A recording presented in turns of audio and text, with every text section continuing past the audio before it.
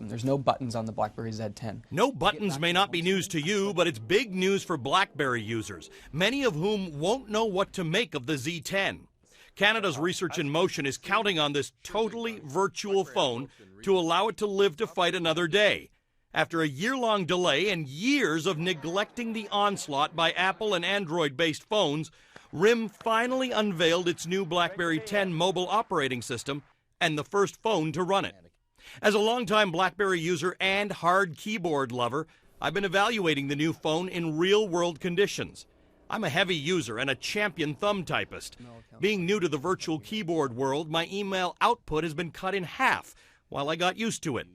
But the company says the keyboard is easier to use and more intuitive than its virtual competitors. Select it just by flicking it into... The pièce de résistance with the keyboard is that it grabs words from your device and names from your contacts and predicts in a very customized way what you're likely to type, allowing you to compose entire sentences just by flicking the complete words which appear on the keyboard up toward the screen.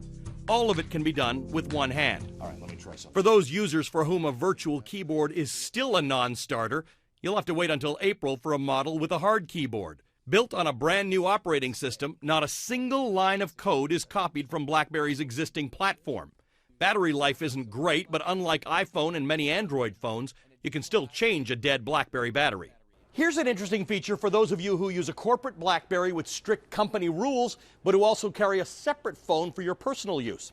The BlackBerry 10 uses something called balance, which basically allows the device to be strictly split so that the corporate side of it can adhere to the company's rules, say no photos or personal emails, while on the other side of the split personality, you can do all of your personal business. These are secure. The information in them is secure. So I can't take anything out of the workspace into my personal side. Similarly, when I'm on the personal side as an end user, I can remain confident that none of the tweets that I'm sending, the pictures that I'm sharing, are things that my employer can have access to. So it's really and truly a dual persona device. The two sides of the device, if you will, never cross each other. Keep in mind, though, your company has to authorize and enable this feature. Research in Motion's ultra-secure, ultra-efficient back-office systems allowed them to dominate the corporate world. Increasingly, though, companies are letting people choose what device they use. Back in 2009, 20% of all smartphones globally were BlackBerries. Today, it's just 6%. The stock is down more than 80% in 5 years. The question is whether this phone can change all of that. It'll be released in the UK this week, in Canada in February, and in the United States by the end of March. Ali Velshi, CNN, New York.